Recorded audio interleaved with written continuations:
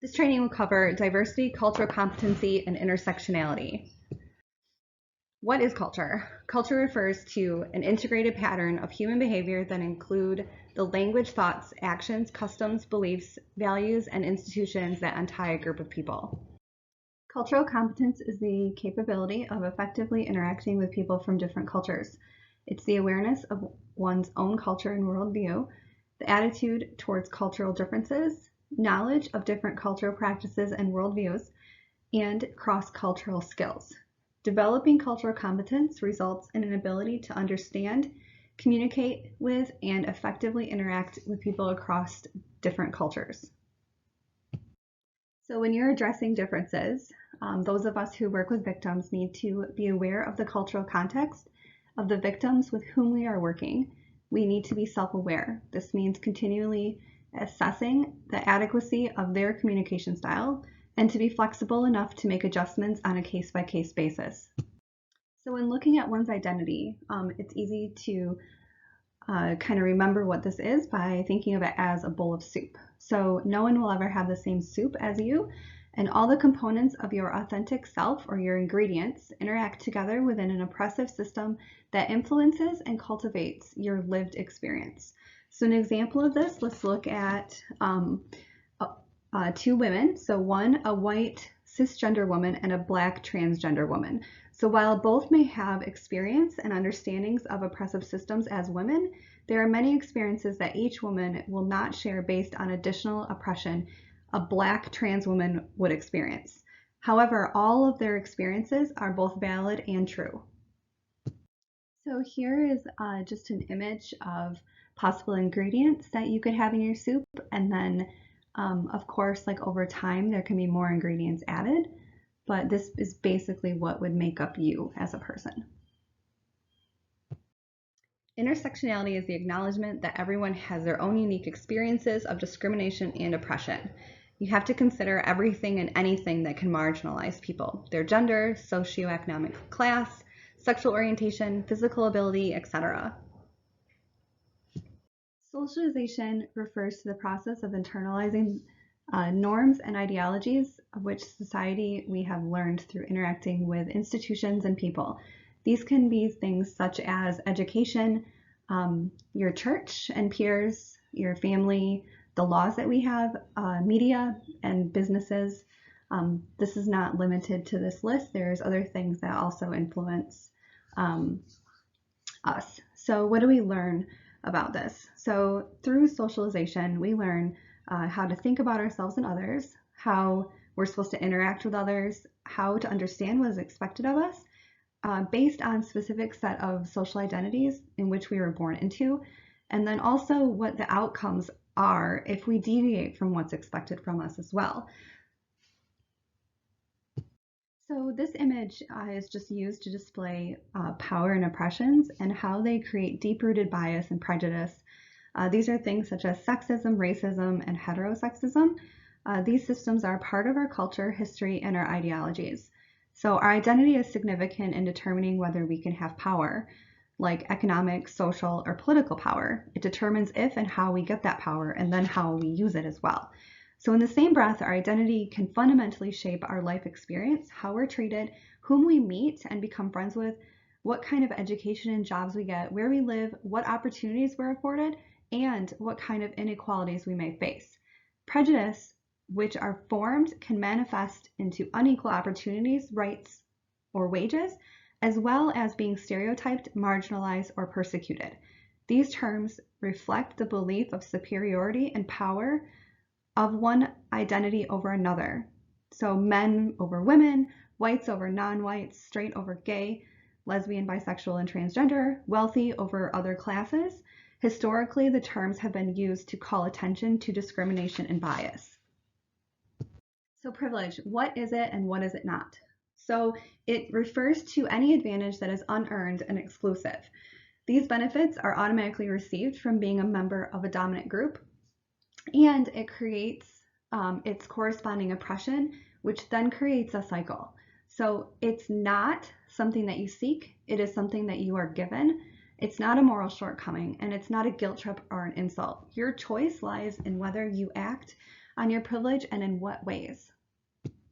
So in explaining what power is, it refers to the capacity to exercise control over others, deciding what is best for them, deciding who will have access to or denial from certain resources. So when we're talking about the marginalized, oppressed, or disadvantaged group, this is the social group with less power, less access, less privilege. These social groups that have been disenfranchised, invisibilized, dehumanized, and exploited.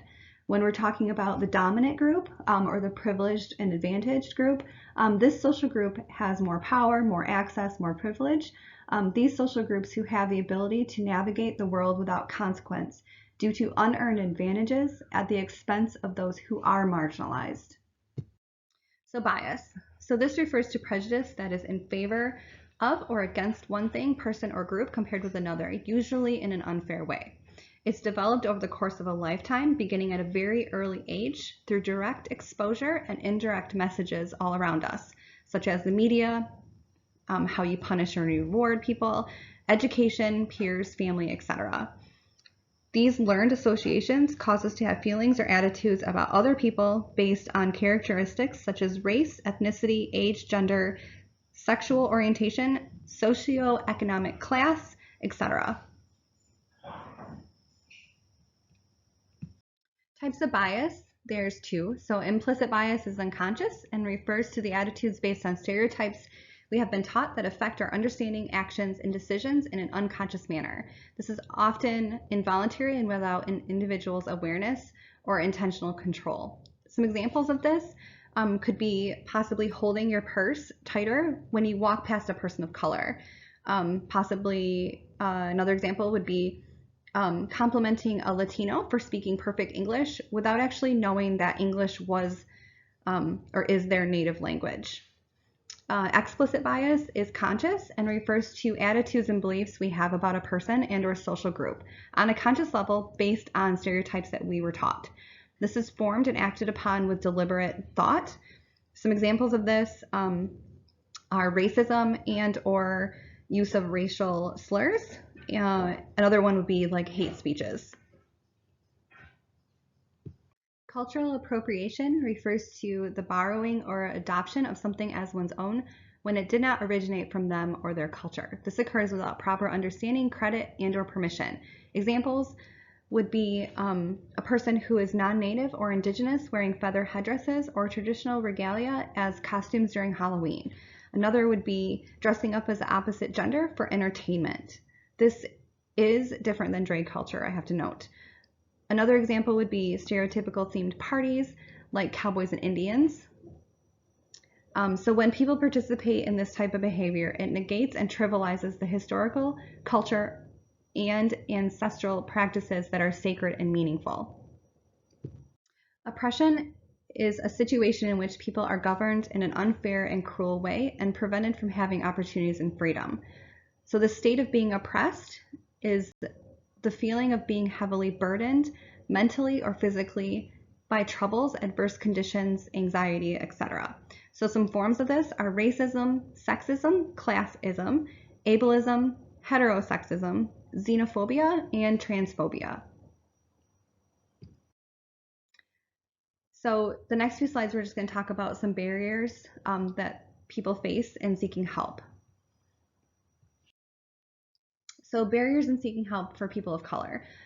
This could be religious beliefs, distrust of law enforcement, distrust that intervention services aren't culturally competent, confusion as to whether forced sex during marriage or marital rape constitutes as an act of sexual violence, the result of racism, so men's vulnerability to police brutality and no arrests being made, and negative stereotyping. There's strong personal identification on familial structure, and then loyalty to family and race also.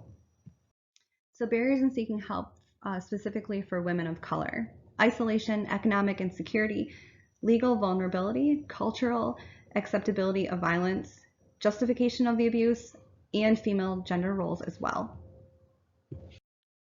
So here are some barriers for those who are living with disabilities.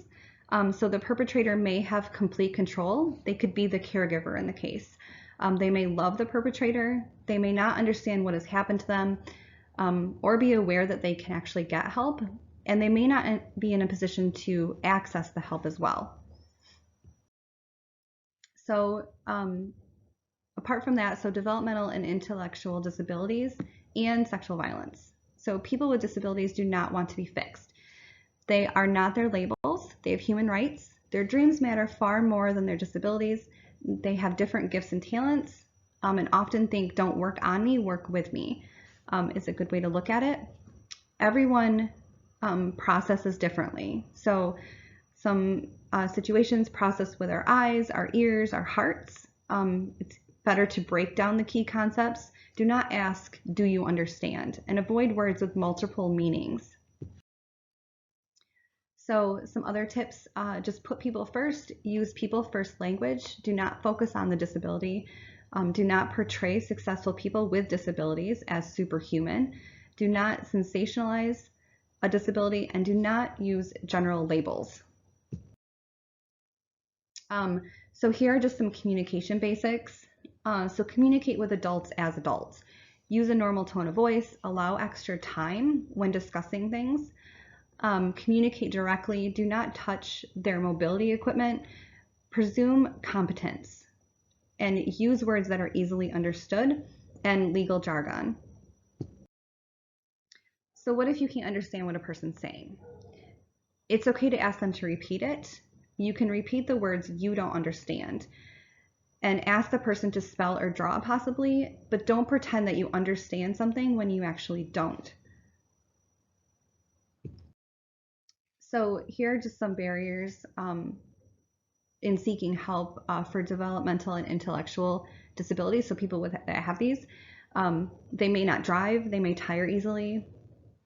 There's a very good possibility that they have a fear of being placed in a facility, whether that's a mental facility or something else. They may have communication difficulties and they may be isolated. So here's just some things about sexual violence in the LGBTQ plus community. So these individuals live in a society in which the general public, major social systems, and even loved ones have rejected and or victimized them because of their gender identity and or their sexual orientation.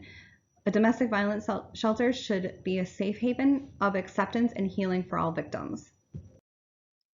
So just some terms. So sexual orientation is a term describing a person's attraction, whether it's physical or emotional, to people of specific genders. So gender identity is an individual's internal sense of being male, female, or another gender, not necessarily visible to others. And awareness begins at 18 months to 3 years for this. This is not about genitals or biological sex. Everyone has a sexual orientation and a gender identity. So some barriers for the LGBTQ plus community. So they fear lack of sensitivity from the system, of not being believed. There's concerns that they will be forced to disclose their gender identity or orientation to family, friends, and the professionals who are responding. Fear of response being the norm for our culture is a heterosexual man raping a heterosexual woman. Fear that they are betraying an LGBTQ plus community, which is already under attack, by accusing another member. So some barriers specifically for lesbians. Pregnancy and sexually transmitted infections are medical issues that lesbians might not often deal with. There may be insensitive treatment by healthcare providers who may assume that she is heterosexual, and they may feel shame because not only has their body been violated, but their lifestyle has been violated as well.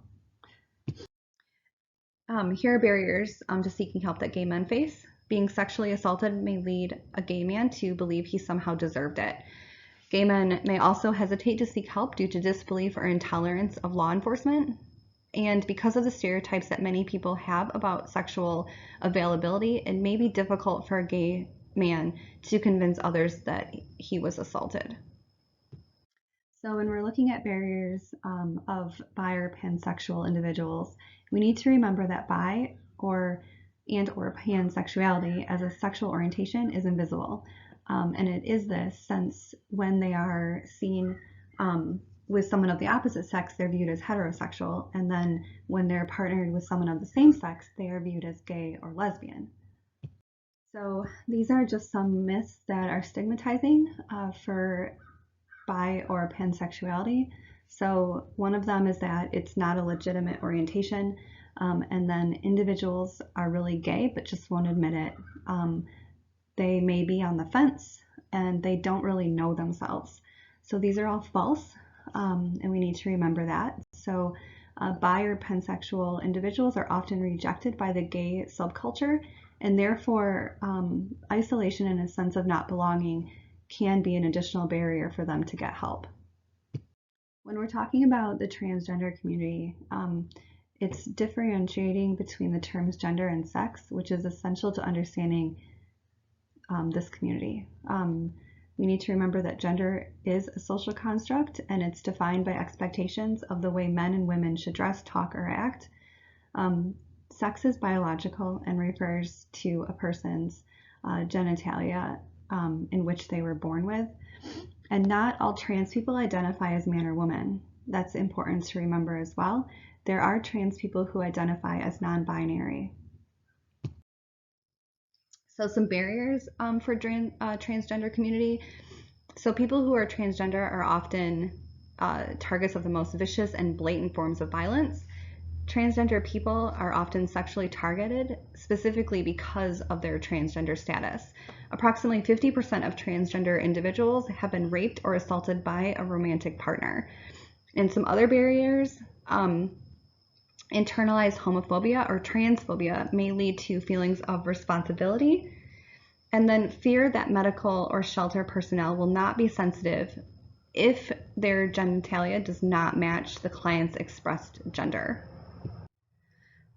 So equity versus equality. So equity refers to the principle of fairness. As seen in this image, you can see a very good description or display of equality versus equity. So equity is a process and equality is the outcome. What is fair and just may not, in the process, reflect equality. What is applied, allocated, or distributed equally. So what is an ally? An ally is a person who operates or cooperates with another. It's a person who commits themselves to dismantling inequitable social norms without ulterior motives or without the need for any recognition. Another way to look at it is it's someone who knows when to speak up, to educate or advocate, when to utilize personal privilege to provide a platform for someone else, and when to actively listen and support those who are experiencing the inequality. So when thinking about allyship, what does this actually mean? So allyship works like a time card. It's a great way to think of it. Every day you clock in, you're working to fulfill your assigned duties as an ally, and then you clock out. But you repeat it all again the next day and over and over and over again. It never stops. So allyship should be looked at as a verb. It's not a title that you give yourself. It's the embodiment of equity in the form of action. And it's also not an identity.